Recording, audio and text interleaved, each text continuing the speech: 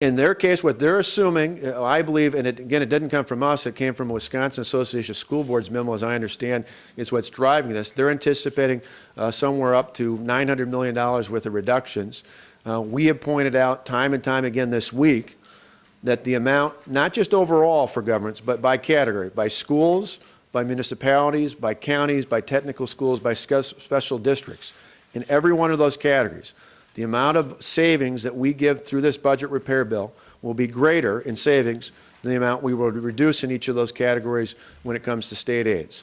They're assuming that the aid cuts are happening and they don't get the relief in terms of the layoffs. So by and large, now I can't tell in every district down to every person. I don't think that's realistic to expect that I could count for every single one, but I can tell you in mass, the reason they're talking about these warnings is because they're assuming they're going to lose this amount in aid and they're not going to be able to make it up. Our budget repair bill gives them the tools to be able to make that up. Mary? Could you propose the debt restructuring as part of a separate bill that probably could easily pass both houses and avoided these layoffs and just take care of the other components later? Well, the layoffs that we've talked about up until now, the 1,500, are directly tied to the $30 million worth of savings we achieve in this budget repair bill by starting the pension and health care contribution effective April 1. If we don't get that, we lose $30 million. That's the equivalent of 1,500, 1,500 positions, which ultimately would have to be laid off. If we don't get the $165 million, that's an even larger question. That's an even larger problem. And again, my hope is we had talked about realistically, and we need to have that done by the end of the weekend. It appears as though we could push it no later than Tuesday. Again, I'm an optimist.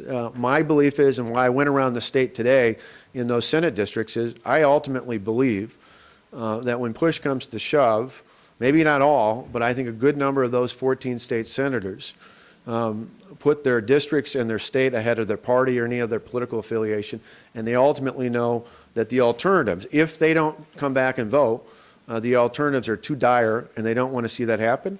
And that's why we're pushing this. We believe this is the right thing to do to fix the budget now, and it's the right thing to do to make sure we fix the budget long term. Yep. Governor, you said earlier in the week that if this bill didn't pass next week, you start issuing layoff notices to state employees. When will that start and what jobs will be targeted? Yeah, for us, we're in no rush to do that because, as I've talked about before, one of the toughest things I've ever had to do as county executive before I was governor was to consider layoffs. Because it's not just laying off numbers, you're laying off real people who have real families at a time when we obviously have a critical gap in our economy. And so I don't want anybody laid off, whether in the government or in the private sector. My job is to help it make it easier for more people to go to work in this state. And so we're under no rush. This is not something we relish. In the end, I'm hoping that we can come to some reasonable accommodation that gets us to the point where we can have a vote and ultimately make sure that we can avoid massive layoffs. But for us, again, the savings, as I mentioned, the $30 million of savings was based on the assumption that the pension and health care contributions, modest as they are, would start effective April 1. The 1,500 number I've talked about for the past 2 weeks is based on the same assumption as if you don't have those savings, that's the equivalent of 1,500 people being laid off by April 1st. And again, if we don't see the Senate come back, probably by the end of next week sometime, we'll have to start working with our agencies and preparing those.